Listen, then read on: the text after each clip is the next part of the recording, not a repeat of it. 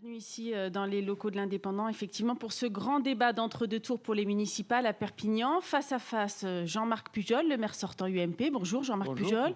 Et Louis Alliot, tête de liste Front National Rassemblement Bleu Marine. Bonjour Louis Alliot. Alors pour animer ce débat à mes côtés, Frédéric Michalak, journaliste à l'Indépendant. Bonjour Frédéric. Bonjour. Le tirage au sort a désigné Jean-Marc Pujol. Pour commencer, c'est donc vous, Louis Alliot, qui conclurez ce débat. Pour commencer, Frédéric Michalak, un petit retour sur le contexte politique de ce deuxième tour. Oui, donc ce second tour en forme de duel est inédit à Perpignan. Les électeurs auront le choix entre un candidat de droite et un candidat d'extrême droite. Est-ce que cette situation est la plus confortable pour vous, Monsieur Pujol ? Écoutez, je ne sais pas si c'est confortable. Moi, je considère que je joue un match et quel que soit l'adversaire que j'ai en face de moi, je joue. Et puis voilà. Donc, à partir de là, c'est débat contre débat, projet contre projet. Et c'est ce que je vais essayer de porter devant les Perpignanais dans une élection où les gens sont libres de voter. Et j'en suis très satisfait. Et est-ce qu'un duel est la situation la plus inconfortable pour vous, Monsieur Alliot ? Écoutez, de toute façon, on n'a pas le choix. Donc, on fait avec. Et je pense que c'est plutôt maire sortant contre Challenger et discuter du projet d'avenir et de l'avenir des Perpignanais. Je trouve qu'utiliser systématiquement, par exemple, le terme extrême droite n'est pas, en ce qui me concerne, valable. Mais c'est pas grave. Je pense que les électeurs ont tranché au premier tour. Ils trancheront au second. Parce que le risque qu'il y a à qualifier tout le monde d'extrémiste de droite, c'est de banaliser cette extrême droite, la vraie, qui existe, mais qui à Perpignan doit faire entre 0,5 et 0,6%.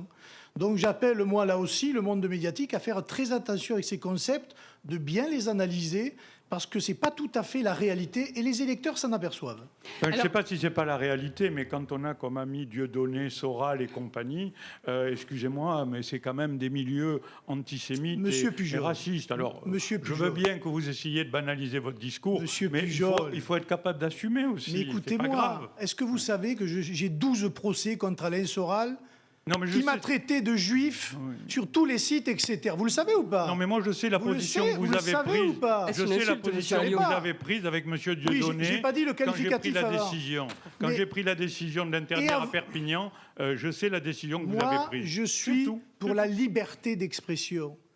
Que M. Dieudonné se produise, c'est son problème, que les gens aillent le voir, c'est leur responsabilité. Il est libre de tenir les propos qu'il tient. Il y a des tribunaux pour le condamner, M. Pujol, et il a été condamné, et il sera condamné, y compris contre moi, vous verrez au mois de juin, puisque le procès arrive au mois de juin. Alors on ne va pas faire tout le débat sur Dieudonné. Parce que je viens d'être qualifié par M. Pujol d'avoir des amis. Moi, j'ai un texte, là. Vous avez été membre d'un groupe d'extrême droite antisémite et néofasciste. Ah bon ? Occident. Ah, c'est complètement faux, mais bon ? c'est pas grave. C'est pas grave. Oui, tout à fait. Mais vous avez l'habitude des approximations et des mensonges. Parce que j'ai jamais participé, bien sûr, à aucun groupe d'extrême droite. Le monsieur qui vous soutient, M. Bonnel, dans la pétition hier des intellectuels, dit « Monsieur Pujol peut enfin avouer, oui, j'étais d'Occident », journal La Croix, il y a quelques mois. Voilà. Mais écoutez, ce sont des propos mensongers. Chacun sait. Pourquoi vous ne l'avez pas poursuivi ? Mais vous savez, écoutez, ce sont des propos mensongers, vous le savez. Pourquoi vous le reniez d'ailleurs ? C'est pas grave. Non, mais parce que Gérard Longuet appartenait à Occident, il ne le renie pas. Oui, mais Madeleine non plus. Pourquoi vous reniez ça ? Parce que je n'ai jamais été, c'est d'une manière très claire. Je me suis engagé en politique, notamment derrière Giscard d'Estaing, en 1974. Je n'ai jamais milité à l'extrême droite, mais il est vrai que quand on est pied noir comme moi, on est toujours stigmatisé comme étant d'extrême droite. Et tous mes engagements ont été dans le cadre de l'UDF au début, au club Perspective et Réalité. Et on ne va pas refaire tous vos parcours politiques respectifs. On va aborder les thèmes qui préoccupent les Perpignanais. Le premier que nous avons retenu, c'est la propreté. Jean-Marc Pujol, est-ce que la ville est sale ? La ville est propre à 8 h du matin et elle se salit tout au long de la journée. Alors et comment c'est pour faire ? Comment faire ? Vous avez vu dans le sondage que vous avez produit que les Perpignanais reconnaissent le travail qui s'améliore. Il y a un problème aussi de fond qui est un problème de civilité. Et il faut l'aborder au fond.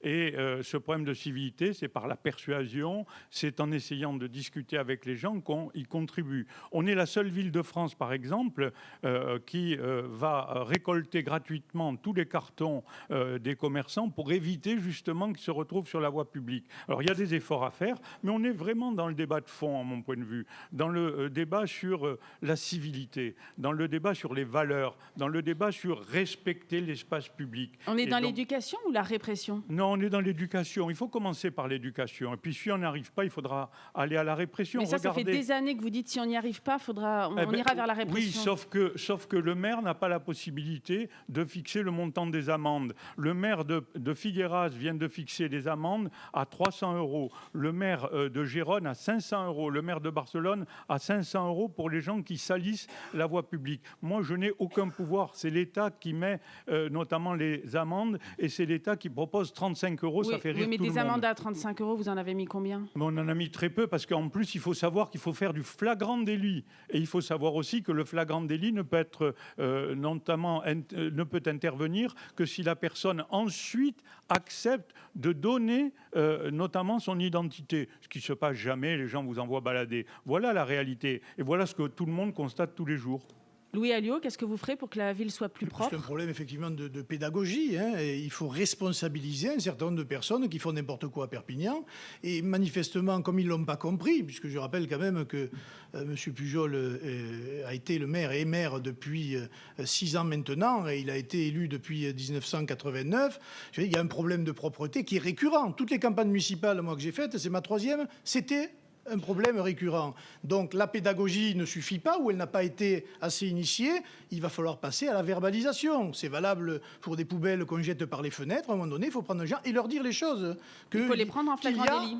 Oui, mais ça, pour le coup, c'est assez facile. Vous pointez dans certaines rues à 11 h du matin, vous verrez, ça tombe. Donc ça, c'est du flagrant délit. Encore faut-il verbaliser, avoir le courage de le faire. C'est là, à mon avis, qu'on n'a pas le courage, parce qu'on a peur de stigmatiser. Mais la République, c'est l'ordre, c'est le respect de la loi, et tout le monde est logé à la même enseigne.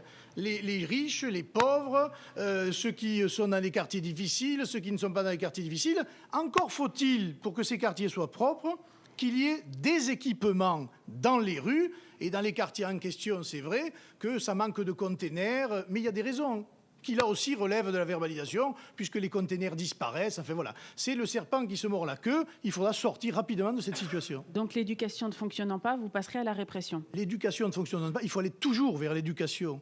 Et toujours vers l'éducation chez les plus jeunes.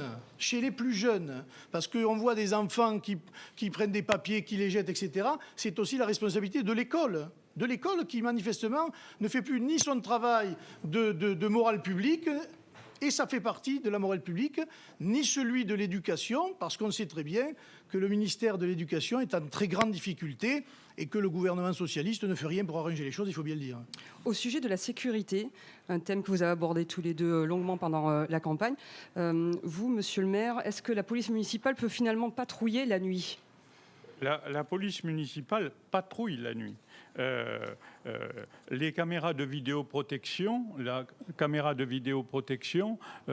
travaillent toute la nuit avec des opérateurs derrière pour faire intervenir. Donc le problème de la police municipale est un problème clair de développement de l'activité de la police municipale. J'ai renforcé les équipes de la police municipale. Je rappelle qu'aujourd'hui, il y a 104 policiers municipaux. J'ai volontairement installé la vidéoprotection alors que beaucoup de gens s'y opposaient, notamment dans mon opposition de l'époque. Aujourd'hui, le ministre de l'Intérieur... Qui vous soutient aujourd'hui ?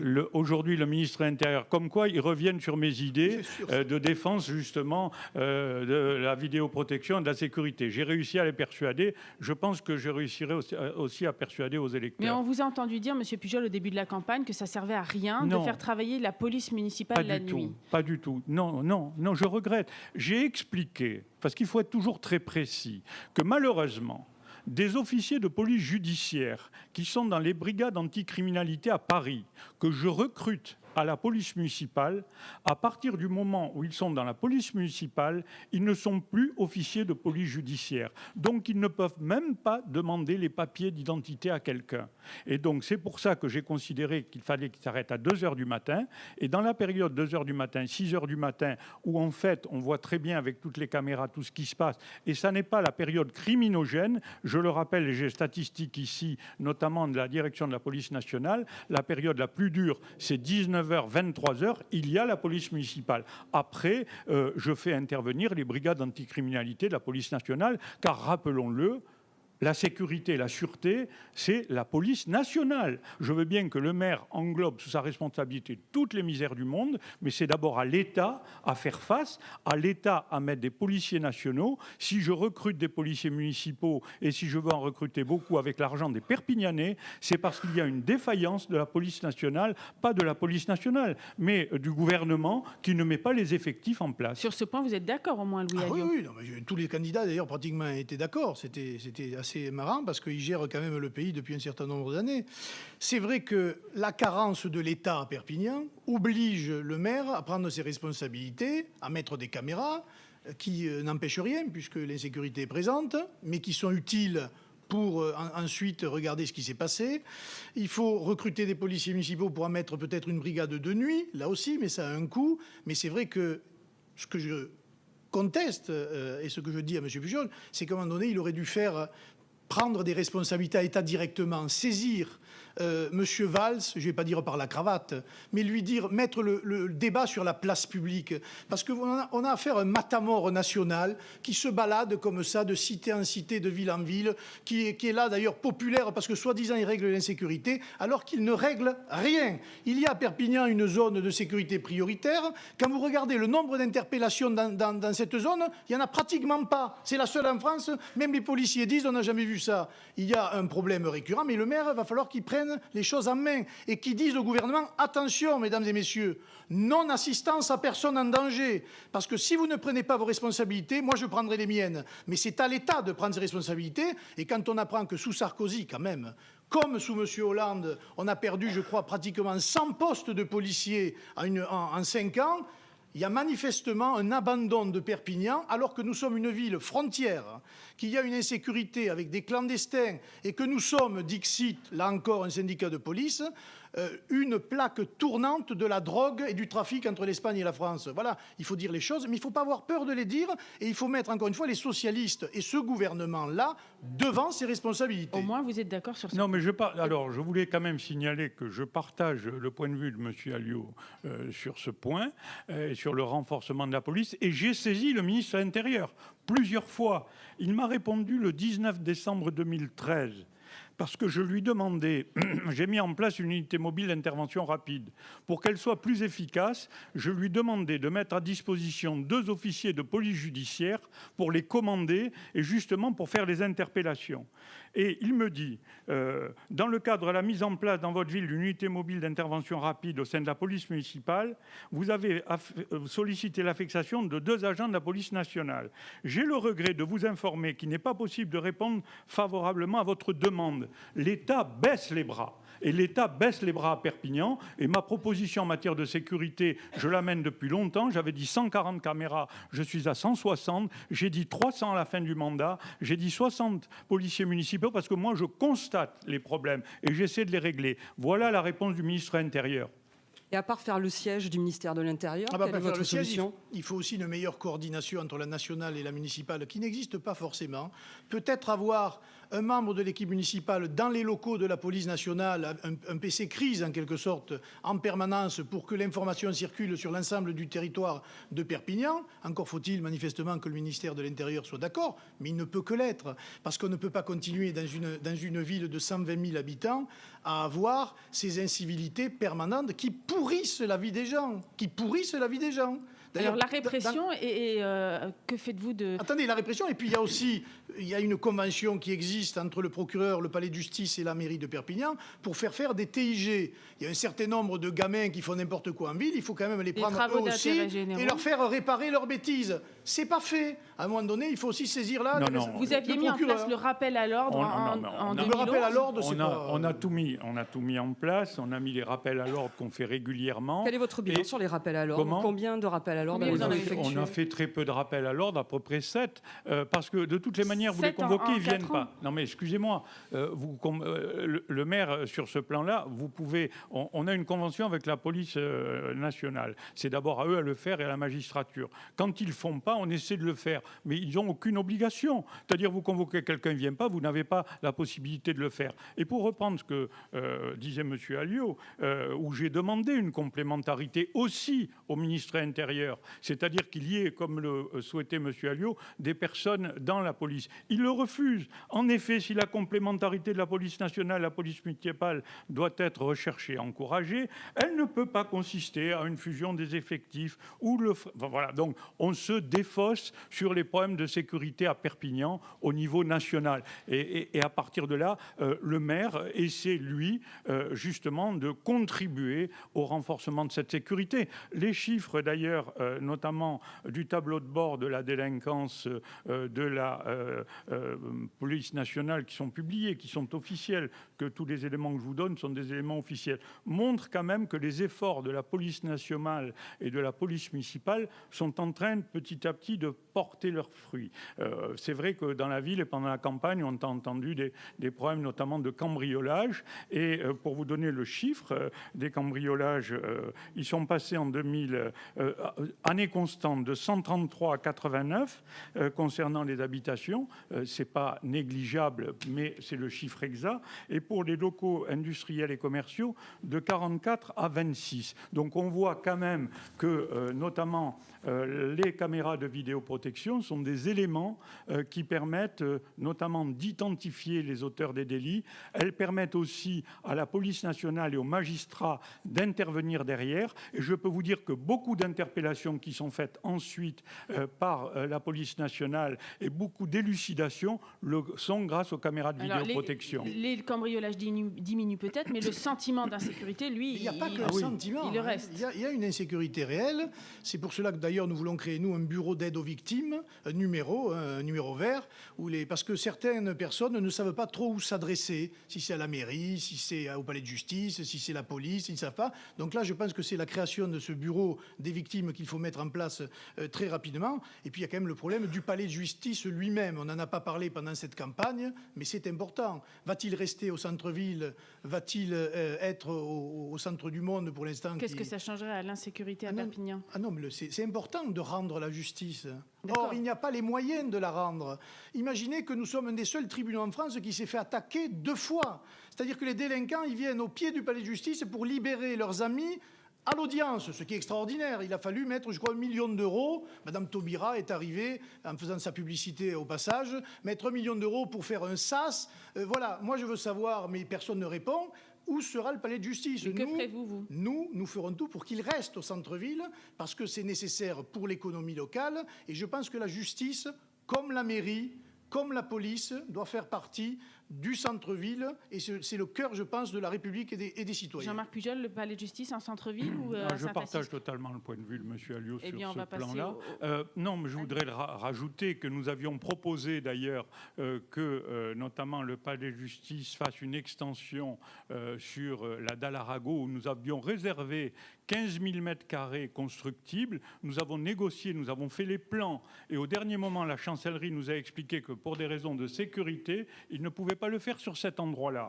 Quand il y a eu l'opportunité par la suite du président de la Chambre de commerce et d'industrie, M. Fourcade, de proposer le palais consulaire, je trouve que c'est la très bonne solution, et j'indique que je ne signerai jamais un permis de construire en dehors du palais consulaire. J'ai même fait travailler notamment les architectes sur la liaison entre le palais consulaire et le palais de justice actuel. Le palais de justice, comme la faculté de droit, doivent être en centre-ville, et je partage ce point de vue. On va passer à la fiscalité, une thématique qui a également marqué cette campagne, parce qu'on ne cesse de dire depuis des mois au niveau national que Perpignan est une des villes, voire la ville la plus endettée de France. Et je sais que vous n'êtes pas du tout d'accord sur les chiffres. On commence par vous, Louis Alliot. Vous en avez fait votre thématique de campagne. La ville est trop endettée et surendettée? Mais de toute façon, on sort dans tous les classements. Moi, j'ai repris la profession de foi. Vous avez des jeunes engagés. Où vous avez tous les tableaux qui mettent Perpignan en queue de liste. Oui, nous avons un endettement significatif. Cet endettement, il a été plus ou moins, on va dire, transmis à l'agglo. Mais ça reste un endettement avec l'agglo qui est pratiquement de 4 000 euros. La fiscalité... Par habitant, mais la fiscalité elle-même, elle est l'affaire du maire, certes, et il faut, je pense, raisonner maintenant sur 6 ans à stabilité fiscale. Ça, je pense que c'est important. J'allais dire, aujourd'hui, le problème de la fiscalité, il est national, il est gouvernemental. c'est le problème du gouvernement de M. Ayrault et de M. Hollande, qui sont dans un système économique assez pervers et qui finalement favorise ceux qui en ont le plus et qui commence comment je pourrais dire, à accroître le poids de la fiscalité sur les classes moyennes qui sont à la gorge, si je puis dire. Donc c'est un problème national, c'est certain, la fiscalité est un problème national, mais je pense que le devoir du maire aujourd'hui, c'est la stabilité fiscale, parce qu'on n'a pas de marge de manœuvre infinie, et c'est ce que nous proposons. Mais est-ce qu'une ville endettée est forcément une ville qui se porte mal ? Ben, ça dépend. Si vous prenez la ville de M. Balkany à Levallois-Perret, je crois qu'ils ont 16 000 euros de dette par habitant. Donc manifestement, non. Mais quand même, il faut faire attention, parce que les dettes d'aujourd'hui, c'est quand même pour les générations à venir. Et il faut faire attention à ce que l'on fait. C'est préoccupant, mais ce n'est pas une catastrophe nationale. Ce n'est pas, j'allais dire, demain, la mairie ne sera pas en cessation de paiement. Simplement, je pense qu'il y a un certain nombre de réorientations de politique, un certain nombre d'économies à faire. Alors allons-y, quelles économies ? Oh ben, c'est des petits, je vais dire, c'est des petites choses. Les petits ruisseaux font des grandes rivières. Avait-on besoin d'un théâtre qui coûte 42 millions d'euros ? J'y reviens parce que c'est important. A-t-on besoin d'un certain nombre d'aménagements qui coûtent cher sans demander les aides nécessaires et le partage de ces aides aux autres collectivités ? Vous pensez à quoi, par exemple ?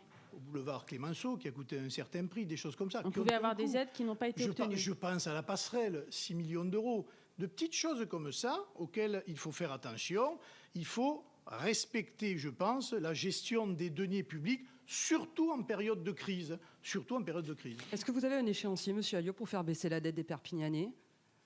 Écoutez, cette gestion sera confiée à mon ami Bruno Le Maire, qui n'a rien à voir avec l'ancien ministre UMP, qui est professeur d'université, docteur en économie, docteur en mathématiques, qui est en train de s'y atteler, mais qui pense arriver à en baisser au moins de 10 à 20% sur le mandat. Donc la dette de Perpignan est de un peu moins de 2 000 euros par habitant. Moi, je vous parle de l'agglo. Il faut raisonner en agglo, quand même, maintenant. Parce que c'est trop facile.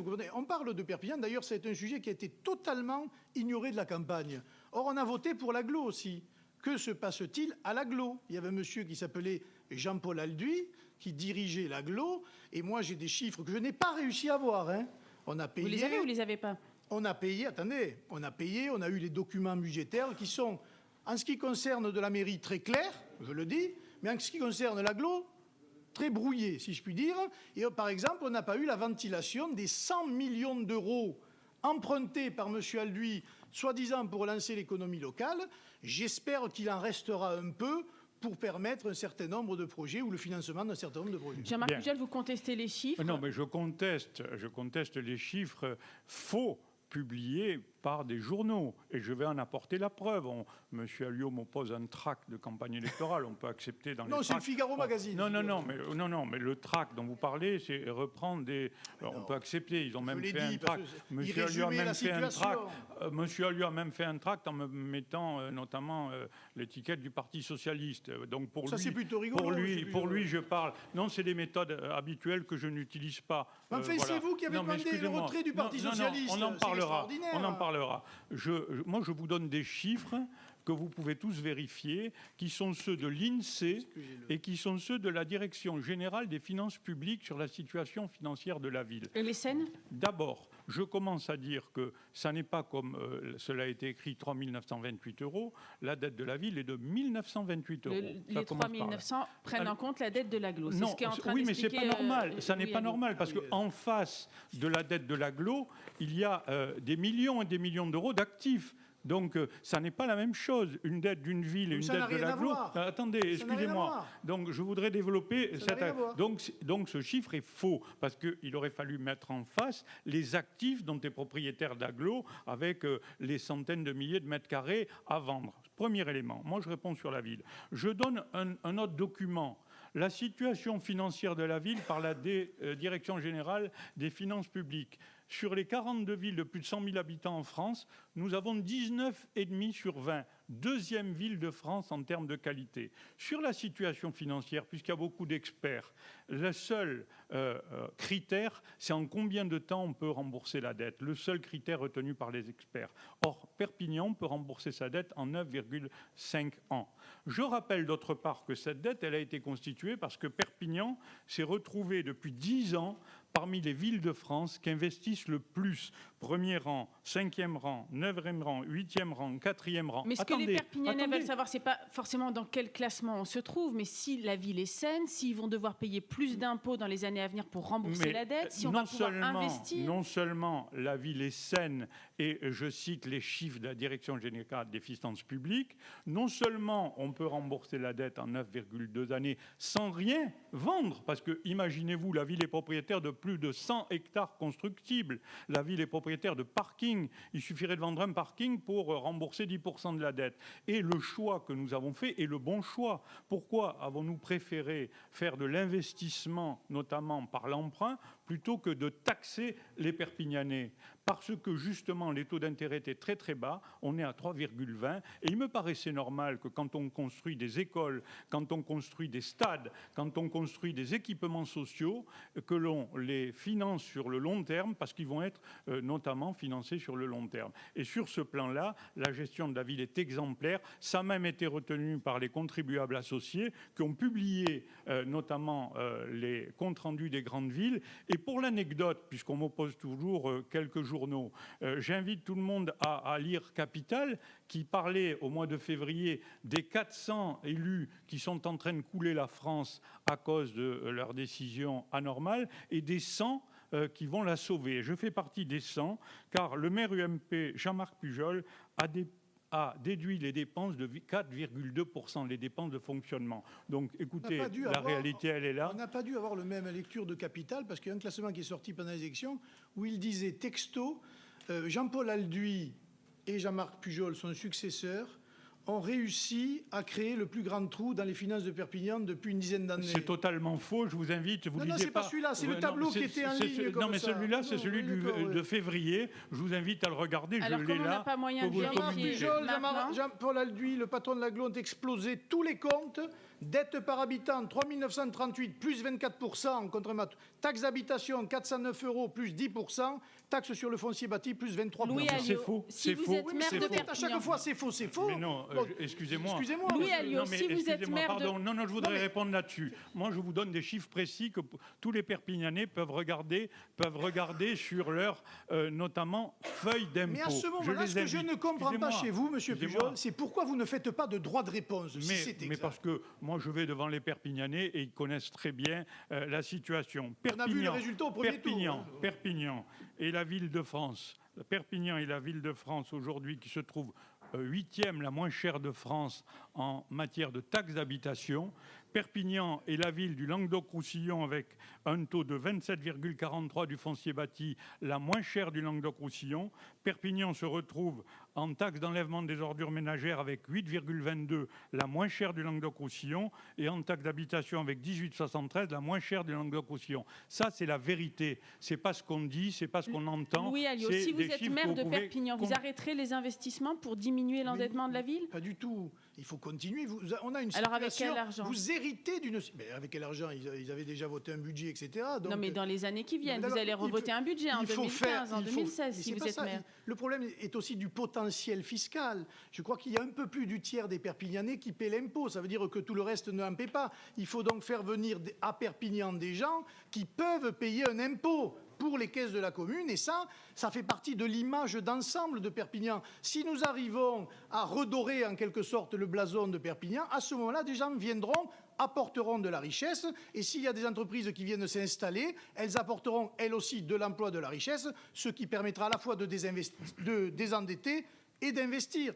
Mais c'est vrai que c'est une querelle de chiffres. Moi, je regrette. Quand vous avez le Figaro Magazine que j'ai là, et qui met M. Pujol en photo en première page, c'est moi vous dire, bon... Non, mais excusez-moi, je vais vous sortir... En plus, le Figaro Magazine est UMP. Le dernier Figaro Magazine, enfin, au Figaro, on vous voit plus souvent que moi. Encore hier, oui. Encore hier. Au Figaro, moi alors, oui, au Figaro, vous étiez encore hier, sur le Figaro avec une photo. Vous me la prenez parce que je ne l'ai pas vu. Vous savez très bien que vous êtes... sur ce sujet-là, vous savez très bien que vos amis sont plus que moi au Figaro. Alors je rappelle, il faut revenir sur des choses simples. Il faut finir rapidement, sinon on ne pourra pas aborder les autres thématiques. Mais moi je veux aussi finir là-dessus. Excusez-moi, sur la richesse de la ville. Je donne toujours mes sources. Moi c'est pas des journaux. C'est l'INSEE. L'INSEE publié au 31/12/2013. L'attractivité du territoire perpignanais. Perpignan en termes de progression de sa population, des villes de plus de 100 000 habitants, est la 4e progression de France sur 10 ans. Avec 12,24. On est après Montpellier, Villeurbanne et Toulouse. Donc c'est l'attractivité du territoire. Beaucoup de villes, Aix-en-Provence, moins 5,25, Reims, etc. Deuxième élément que je cite, et celui-là, il va rassurer M. Alliot. C'est la Direction générale des finances publiques, la progression des bases foncières, l'attractivité du territoire perpignanais. Deuxième territoire attractif de France, avec une progression de son assiette foncière, donc de sa richesse, de 49,37. Ça, ce n'est pas des journaux, ça, c'est des sites que tout le monde peut regarder. Vous pouvez regarder DGVI. Merci, voilà. Jean-Marc Pujol. Attendez, il y a quand même un problème. Il faut qu'on passe aux autres thématiques. Si tout est mirifique de la sorte et que l'attractivité soit totale, pourquoi nous en sommes arrivés à cette situation? Si tout est parfait. D'ailleurs, je me demande même pourquoi on en parle. Tous les voyants sont au vert, tout va bien. Il y a un chômage supérieur à la moyenne, il y a un endettement, il n'y a pas d'emploi, mais ça va, tout va bien, on est content, on est dans les classements. On se retrouve dans un instant, nous sommes en direct de l'Indépendant. Jean-Marc Pujol face à Louis Alliot.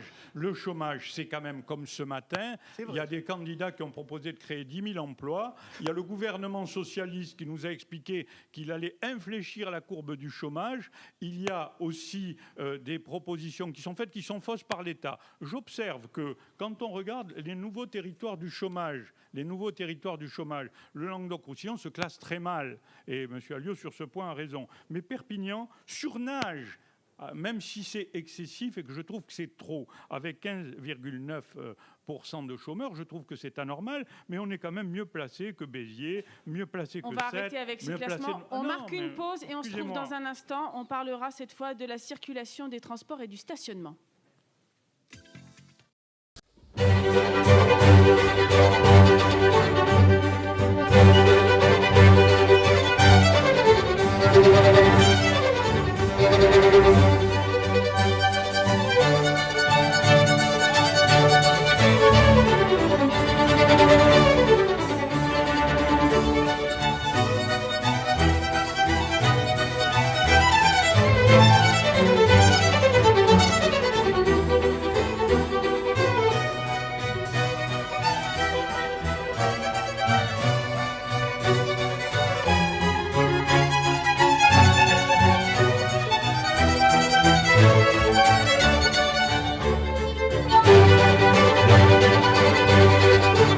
Bonsoir à tous, bonsoir à toutes et merci de nous rejoindre dans les locaux du journal L'Indépendant à Perpignan avec TV Sud et avec les moyens techniques de toute l'équipe de l'agence Profil TV.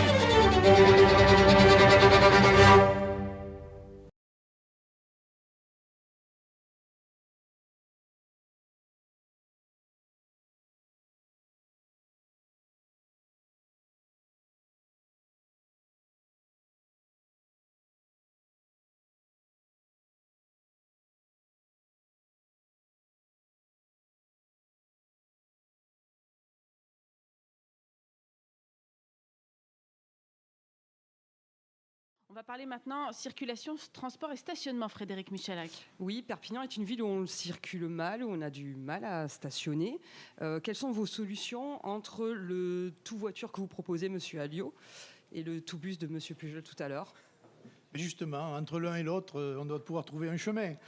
Non, moi je ne suis pas tout voiture, je suis pour qu'on arrête de persécuter, de culpabiliser les automobilistes. Mais je suis aussi pour qu'on fasse de la pédagogie et pour leur dire que si sont à leur disposition un certain nombre de parkings périphériques qui leur permettent de garer leur voiture d'une manière sûre, parce que ça aussi, d'une manière gratuite, on peut l'envisager, notamment au parc des expositions. Et si on met à disposition des navettes, pour le coup électriques, de plus petits gabarits, mais à cadencement plus régulier, petit à petit, nous arriverons, je pense, à faire venir les Perpignanais dans des bus pour les conduire au centre-ville. Mais pour l'instant, ce n'est pas le cas. Il faut bien que les gens circulent. Pour qu'ils circulent, d'abord, il faut parler du sens de la circulation. Un coup à un sens, un coup à notre sens, un coup à double sens. Vous êtes pour le double sens en l'occurrence. Je suis pour le double sens. Pour le stationnement, vous voulez multiplier les places de stationnement, notamment dans les couloirs de bus. Non, pas dans les couloirs. La création de couloirs de bus a fait que certains stationnements ont été supprimés. On peut recréer quelques places de stationnement à ces endroits-là. Mais il faut surtout revoir le schéma de circulation, tout simplement, parce que je n'en ai jamais vu, moi, à Perpignan. Il doit exister. Je suppose qu'il y a des ingénieurs, il y a des gens qui se penchent sur ça, mais manifestement, il y a carence en la matière, parce que c'est vrai qu'il y a des bouchons. Je tiens à le dire quand même, il y a des choses qui ont été quand même pas mal faites, notamment quand même sur les berges de la Tête, sauf le point du pont qu'on appelle Jean-Paul Alduy, le pont rouge et jaune, ou quand même le quatrième pont qu'on appelle Jean-Paul Alduy, où on aurait pu quand même, je pense moi, faire la voie sous le pont pour permettre de désengorger. Ça n'a pas été fait, là aussi à mon avis c'est une erreur, je pense, une erreur d'ingénierie. Il y a des petites choses comme ça qui peuvent permettre d'améliorer la situation, mais qu'enfin on se mette autour d'une table et qu'on discute. Il y a des commerçants qui souffrent, ils vous le diront. Ces histoires de circulation et de stationnement les pénalisent. Est-ce qu'on a écouté ce qu'ils ont à dire? Est-ce qu'on les a réunis? Est-ce qu'on leur a demandé leur avis? Est-ce qu'on les a mis en présence de gens qui peuvent d'ailleurs les contredire sur des idées qu'ils ont et qui ne sont pas... Boulevard Clémenceau, c'est eux qui voulaient le double sens, par exemple. Oui, enfin, ils sont très divisés. Les uns voulaient le double sens, les autres non. Donc là encore... Et donc vous allez réussir à les mettre d'accord? Ah ben il faudra de toute façon, parce qu'on ne peut pas continuer. Il faudra trancher. Oui, exactement. Bon, on tranchera, mais qu'il y ait un minimum de concertation et que ces décisions soient prises dans la concertation. C'est pas politique, la circulation. Le stationnement, ce que je reproche au stationnement, moi, c'est qu'il en manque. Il faut en créer, mais il faut surtout faire, à mon avis, 1 heure gratuite pour permettre aux gens d'aller faire leurs courses et de payer leurs supplémentaires.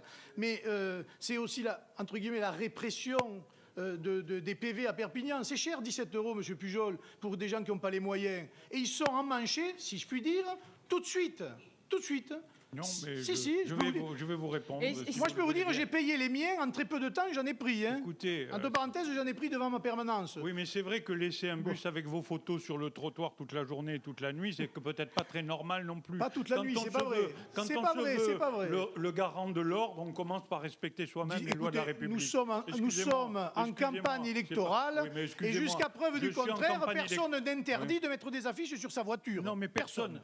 Mais il n'est pas autorisé de se mettre boulevard Wilson sur le trottoir. Excusez-moi. Pourquoi, et c'est régulier. Et les voitures, voilà. Les voitures, elles ont le droit, le camion, non? Mais non, les voitures non plus, n'ont pas le droit de stationner sur un trottoir. Alors là, pour le coup, il n'y a pas que les nôtres. C'est basique. Il n'y a pas que les nôtres. Oui, c'est basique. Et puisqu'on en vient au stationnement et au prix du stationnement, la fourrière municipale, quand le directeur, qui est une entreprise privée, ce qui pose un problème, parce que quand elle ne fait pas son chiffre, elle appelle à la mairie en disant « Cette semaine, j'ai pas fait beaucoup, il va falloir qu'on en enlève », et ça marche comme ça. Est-ce que la fourrière appelle la mairie? Non, monsieur Pujol. Mais oui, c'est vrai, bien sûr. Vous allez remunicipaliser la fourrière si vous êtes maire de Perpignan? C'est une question que je me pose, parce qu'une fourrière n'est pas là pour faire du chiffre.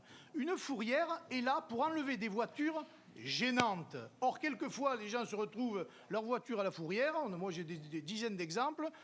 On aurait pu l'éviter, mais évidemment, il faut les sortir. Et puis alors, les PV, c'est... Alors, c'est délégation de service public. Et j'en termine là. Oui. C'est assez rigolo, parce que finalement, on peut trouver une solution, puisque depuis le dernier débat que nous avions eu à France 3, où j'avais parlé des PV, le lendemain, il n'y a plus eu un PV dans Perpignan. Non, ça prouve que des ordres ont été donnés. Non. Écoutez, vous contestez tout, les chiffres, les ordres. Non, je prends votre programme pour une fois. Donc, dans vos propositions, notamment sur la circulation, stationnement des transports sur Perpignan, sur vos 17 propositions, il y en a 11 qui sont déjà en place. Donc c'est quand même bien. Donc vous êtes d'accord? Il y en a 3 qui sont impossibles et il y en a 3 incompréhensibles. Vous apportez de l'eau à mon moulin. Non, mais attendez, Très bien. Non, mais parce que ce qui est bien, c'est que vous reprenez ce qu'on fait déjà.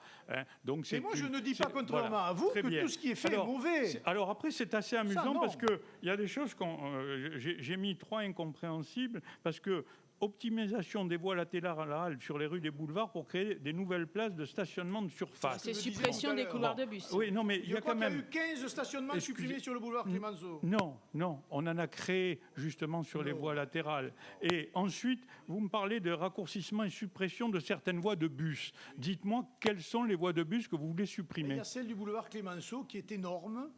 Non, mais qui est énorme. Donc, qui d'ailleurs met en danger... les bus vont passer à quel endroit? Qui d'ailleurs...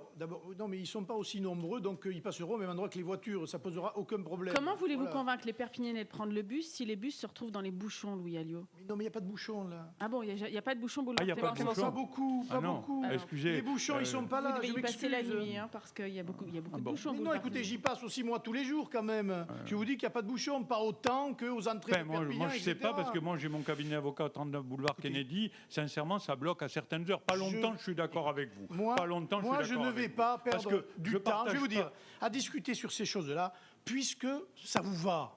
Très bien. Non, c'est les ça me va Perpignanais. que vous reconnaissiez que C'est les ce qu'on fait, c'est Perpignanais bien. qui Voilà. vont trancher. Et manifestement, ces couloirs de bus les handicapent beaucoup et ils me le disent. Et c'est pour ça que je l'ai mis dans le programme, parce que moi, je suis allé les écouter. Je ne suis pas resté avec mon directeur de cabinet sur le perchoir en étant complètement déconnecté de la réalité. Je suis allé voir sur le terrain, moi, et beaucoup m'ont dit ces couloirs de bus sont préjudiciables au commerce, etc. Sans compter que les commerçants se font verbaliser lorsqu'ils viennent approvisionner leur magasin, notamment le Non, matin. mais, Voilà. Vous n'êtes pas sur le terrain, c'est- Jean-Marc Pujol? Comment?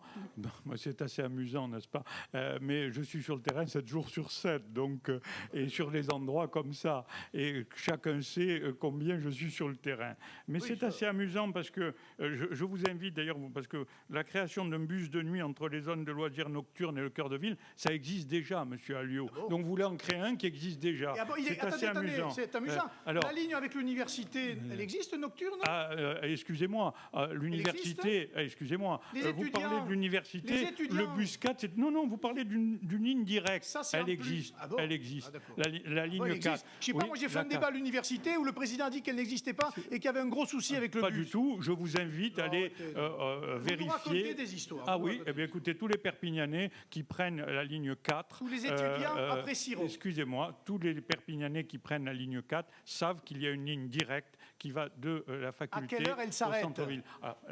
Alors, c'est la CTP qui l'arrête, mais je vous fais remarquer aussi qu'au moment où elle s'arrête, les cours sont quasiment toujours finis. Mais il y a des étudiants qui habitent un peu là-haut et qui veulent aller au centre-ville pour profiter aussi, justement, de la nuit et des festivités, si je puis dire, lorsqu'elles existent. Alors justement, parlons un petit peu du centre-ville, puisque vous abordez cette thématique. On a beaucoup parlé pendant cette campagne électorale des boutiques qui ferment les unes après les autres. Vous l'avez dit, Jean-Marc Pujol, c'est pas forcément le rôle d'un maire d'inciter des propriétaires à louer leurs boutiques moins chères. Et vous, Louis Alliot, vous dites on va tout faire pour redynamiser et refaire venir des commerçants en centre-ville. Quelle est votre baguette magique en la matière? Il y a pas de, à mon avis, il n'y a pas de remède miracle. Mais moi, je regarde, un commerçant de la rue des Augustins m'a donné un reportage sur Perpignan qui date de 2003. C'était déjà, ça commençait déjà. Aujourd'hui, la fermeture des boutiques, j'allais dire, se propage à d'autres zones autour du centre-ville. C'est deux choses.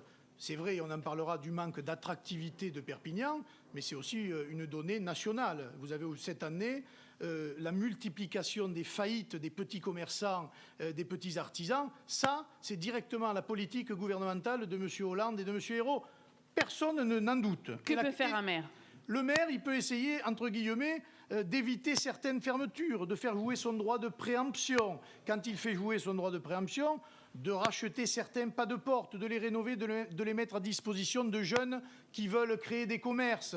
Par exemple, dans la rue des Augustins, des petits artisans qui vendraient leurs produits d'art, leurs produits du terroir, pour en faire une rue typique, j'allais dire, des produits catalans. Vous voulez des thématiques dans la ville? Oui, ce serait une rue, j'allais dire, de la catalanité au sens commercial du terme, parce que ça existe. Et c'est, je pense, ce genre de choses qu'il faut faire. Et puis, il faut surtout dynamiser la ville sur toutes les places, qu'il y ait des animations, qu'enfin, parce que c'est vrai que les commerçants ne s'entendent pas. Là, j'allais dire, c'est aussi leur responsabilité aux commerçants. Il va falloir... Il y a une multiplication du nombre d'associations incroyable. Je pense qu'il faut les réunir dans un organisme. Commun. Nous avons proposé, nous, de créer un office des commerces où ils siégeraient et où on pourrait évoquer tous ces problèmes, mettre en synergie avec les élus consulaires que je trouve, moi, à Perpignan, en dehors de beaucoup de choses. C'est pas le rôle de la Chambre de commerce de faire ça? Peut-être qu'on en parlera, mais je les trouve un peu en dehors de ces choses-là. Voilà, il faut remettre du dialogue entre les acteurs économiques de la ville de Perpignan. Et malheureusement, on a payé le prix cher, à mon avis, de la guerre entre l'UMP et le Parti socialiste. Et ça se retrouve malheureusement dans, j'allais dire, l'économie locale, parce que ces guerres ont empêché le dialogue, ont empêché un certain nombre de projets. Avec tout exemple, regardez ce qui se passe à l'agglo, on ne se parle pas, le Conseil général. Regardez par exemple... Oui, mais concrètement, le sujet du commerce. Concrètement, on a dit, oh là là, si Alliot prend la mairie, ça va être abominable. J'ai même lu ce matin qu'il y avait un monsieur dans le domaine culturel qui est présent dans la salle d'ailleurs, qui avait dit ce sera, comment il a dit, dangereux enfin, un terme apocalyptique. Je le rassure, qu'il ne s'inquiète pas, je ne suis pas un monstre et tout se passera très bien. Mais sur le Conseil général, les subventions par exemple, demandez à M. Pujol combien le Conseil général et la région ont donné de subventions à la ville de Perpignan cette année. On parlait de commerce. Non, oui. Mais c'est pareil, je veux dire, s'il y a des volontés d'empêcher des choses, ils se battent les uns avec les autres, Alduy et Bourquin, on petit à petit, par un système qui est celui-là, on le déplore, on le conteste, on le dit, ont empêché des dynamiques, des synergies, du dialogue qui aujourd'hui nous éclate à la figure. Jean-Marc Pujol, les dissensions entre l'EPS et l'UMP, entre le Conseil général et la ville, ont empêché la ville de créer du dynamisme économique en centre-ville ? Il est indéniable que la ville de Perpignan n'a pas bénéficié, comme d'autres villes du Languedoc-Roussillon, des subventions de la région et du Conseil général qu'elle devait recevoir. Et d'ailleurs, c'est pour ça que je m'inscris... Mais est-ce que ça a eu un impact sur le dynamisme en centre-ville ? Mais bien sûr, quand on finance 52 millions le musée de Narbonne, dont on ne sait pas quand il va être ouvert par la région et qu'on refuse notamment de financer les équipements de Perpignan, ça joue. Mais sur le commerce de centre-ville, je ne pense pas que ce soit principal, même si je suis d'accord sur ce point avec M. Alliot. Qu'est-ce que vous faites pour redynamiser le centre-ville ? Non, mais alors, d'abord, le centre-ville, il y a des endroits qui souffrent et il y a des endroits qui marchent. Il faut commencer par là. Ensuite, il y a des propositions. Moi, j'ai repris notamment le travail de M. Alliot sur ces propositions. Il en fait 14 sur la dynamisation du centre-ville. Mais oui, moi, je suis un élève très appliqué. J'observe que sur vos 14 propositions, il y en a déjà 12 que nous appliquons. Qu'est-ce qu'il faut faire pour améliorer le commerce du centre-ville ? Attendez. Il y a les fausses solutions et je crois qu'on est dans des moments de vérité où il faut dire la vérité. Je crois que la particularité de ceux qui me connaissent, c'est que je peux choquer, mais je dis la vérité. Par exemple, quand M. Alliot dit « les boutiques réhabilitées seront mises à disposition à des loyers modiques et la fiscalité réduite », j'aimerais pouvoir le faire, objectivement. Sauf que je vous cite un exemple simple. Je peux préempter, c'est-à-dire la ville, peut préempter un commerce, mais le propriétaire du commerce, s'il ne veut pas baisser le loyer, je ne peux rien faire. Et je suis obligé, au bout de 2 ans, de revendre. Et je peux même vous dire, excusez-moi d'être un peu technique, que si je préempte une activité et que je veux faire une autre activité, comme notamment un atelier, ou etc., je ne peux pas le faire. Et donc, moi, ce que je demande, c'est que le maire ait les moyens de décider. Et je demande à ce que les maires aient la possibilité de donner le permis d'exploiter. Et si demain les maires de France, comme c'est au Canada, comme c'est ailleurs, pouvaient donner un permis d'exploiter, eh bien on ne subirait pas cette situation des propriétaires qui ne veulent pas baisser les loyers et qui font couler les rues. Puisque ce n'est pas le cas aujourd'hui, demain vous êtes réélu maire de Perpignan, vous n'avez toujours pas les moyens de faire quelque chose. Non, il faut animer. Je crois que la seule solution aujourd'hui, personne ne peut se substituer à un commerçant, à la qualité d'un commerçant. Personne. On n'a pas vu dans l'histoire du monde et de la société des collectivités, quelles qu'elles soient, se substituer. D'ailleurs, quand elles ont voulu le faire, ça a été des catastrophes. En revanche, on peut animer, et je crois qu'il faut animer la ville tout au long de l'année. On le voit bien, avec Visa notamment, pendant 3 semaines, les commerces marchent. Avec les Jeudis de Perpignan aussi. Avec Ida y Vuelta aussi. Donc il faut être capable d'animer la ville tout au long de l'année, de manière à ce qu'il y ait le plus de monde possible, et ainsi les commerces trouveront leur clientèle. À quel type d'animation pensez-vous, monsieur Pujol ? Je pense principalement en centre-ville à des animations culturelles. Notamment, je souhaite par exemple que le festival de musique sacrée revienne, notamment soit très très connu. Là, sens qu'il y a beaucoup de monde. Des animations principalement culturelles. Je souhaite qu'il y ait aussi un itinéraire de visite des monuments exceptionnels de la ville de Perpignan. Il faut faire de Perpignan une destination européenne Aujourd'hui, nous sommes à moins d'une heure d'une ville monde qui est Barcelone, à moins d'une heure d'un aéroport monde. Il faut en profiter, il faut identifier Perpignan. Donc pour ça, il faut des événements. Il faut des événements. Est-ce que vous voulez créer des événements, vous, Monsieur Alliot, supplémentaires, et lesquels ? Oui, il y aurait notamment à faire, Perpignan, ce que j'ai lu, l'une des villes où la communauté gitane sédentaire est la plus importante. Un festival des musiques tziganes et du Sud, par exemple, mais à échelle nationale. Pas un petit festival, un grand. Remettre d'ailleurs les fameuses estivales au Camposanto. Remettre, c'est vrai, de l'animation dans la ville. Ça me paraît être quelque chose de primordial aujourd'hui. Mettre des kiosques pour que nos anciens puissent avoir de la musique et aller danser. Ça vous fait rire, mais tout le monde le demande. Sur les allées Mayol, par exemple, ou dans d'autres quartiers, au Moulin à Vent. Des choses comme ça qui ne sont pas faites, qui sont de petites choses, mais qui embelliraient la ville. J'ajoute que sur le petit commerce, parce que ça allait m'échapper, le problème des grandes surfaces. Moi, à un moment donné, on ne peut pas dire tout et n'importe quoi. Qui a signé l'extension des grandes surfaces ? Vous êtes tous les deux d'accord pour le gel des surfaces commerciales ? Une fois qu'on en a signé autant, dire je suis pour le gel, je suis d'accord. Mais vous ne pourrez pas revenir en arrière. Mais il y a peut-être un peu la responsabilité de l'agglo dans cette affaire. Moi, je veux bien, parce que les commerçants, ils en ont pris plein la figure avec ça. Et je vous signale, d'ailleurs, hier, j'avais une réunion où j'ai fait écouter un reportage d'une radio suisse où il y a un adjoint, je vous le dis, monsieur Pujol, un de vos adjoints, il paraît qu'il va être premier si vous êtes réélu, qui dit quand même que les commerçants n'ont pas su s'adapter aux grandes surfaces et que c'est de leur faute s'ils sont dans cet état. Je dois dire que là... Vous allez répondre, Jean-Marc Pujol, et on arrivera au terme de ce débat. Je vous enverrai l'enregistrement. Je n'écoute pas la radio suisse, j'écoute plutôt la radio catalane. Vous ferez bien de l'écouter parce que c'est... Bon. En ce moment, je n'ai pas le temps, je suis sur le terrain en permanence, mais vous me passerez l'enregistrement. Je crois que... Très rapidement, et on arrive à la conclusion. Bon, moi je dis simplement que le cœur de ville, ça passe par les commerçants, ça passe par une association unique, ça passe par des animations, et ça part aussi par la fierté d'être perpignanais, et d'habiter Perpignan, et d'être catalan. Et je crois que là, tout le monde est capable de se battre là-dessus. La ville aidera dans tous les cas de figure, avec la chambre de commerce, mais ça passe d'abord par les commerçants. Alors, il est 8h58, presque 59. On arrive donc au terme de ce débat. Le tirage au sort vous a désigné. Jean-Marc Pujol, pour conclure, vous avez 1 minute pour conclure ce débat. Je voudrais simplement dire qu'à ce moment de notre débat municipal, ce que j'essaie de construire pour l'avenir des Perpignanais, et c'est pour ça que j'ai appelé ma liste Perpignan pour tous, c'est un avenir commun. Parce que je suis convaincu que si on veut tous ensemble apporter, notamment à Perpignan, à nos enfants et à nos petits-enfants, de l'espérance, eh bien, il faut être capable de commencer par dire « bon, j'aime ma ville, j'ai envie de me battre pour ma ville, j'ai envie de continuer pour ma ville, j'ai envie de m'investir pour ma ville ». Et je crois que dans la fonction publique, au-delà des débats électoraux qu'on peut comprendre, je pense que quand on a chevillé au cœur l'envie de voir sa ville réussir, quand on a envie de la voir encore plus belle, quand on a envie de la voir fière, eh bien, on ne rabaisse jamais sa ville. Louis Alliot, c'est votre tour, 1 minute pour conclure. Écoutez, moi je pense qu'on arrive à un instant de vérité pour les Perpignanais.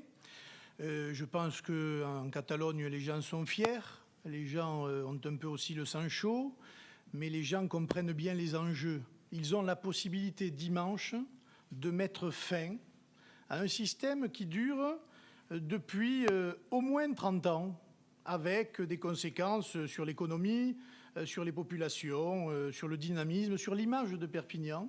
Donc le choix, il est simple, si vous voulez. C'est vous choisissez soit le passé, soit vous choisissez l'avenir. Mais je pense que déjà dans le résultat du premier tour, ils ont donné une indication et qu'ils nous feront confiance dimanche pour justement préparer cet avenir. Merci. Merci beaucoup, messieurs. Jean-Marc Pujol, Louis Alliot, on vous retrouve donc dimanche pour le 2e tour des élections municipales que vous pourrez vivre bien sûr en direct sur France Bleu Roussillon. Ce débat est à réécouter sur francebleu.fr et l'indépendant.fr. Vous pourrez également le réécouter ce soir entre 18h et 19h sur France Bleu Roussillon. Merci à tous. Merci à vous, Elisabeth Badinier. Bonjour, Virginie Sinclair. Bonjour, Sébastien.